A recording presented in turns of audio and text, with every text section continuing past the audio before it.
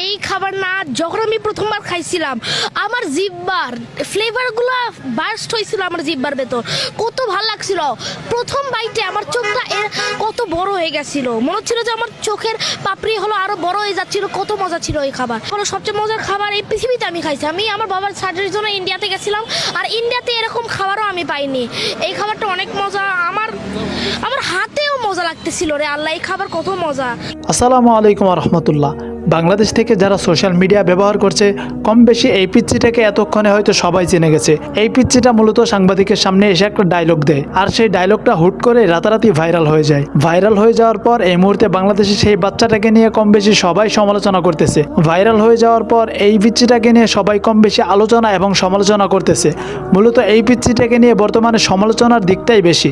এই জন্যই আজকে আপনাদেরকে রিকোয়েস্ট করব আপনারা যেন আমার সম্পূর্ণ ভিডিওটি দেখেন। ইনশাআল্লাহ সেই বাচ্চাটি সম্বন্ধে সবকিছু বলার চেষ্টা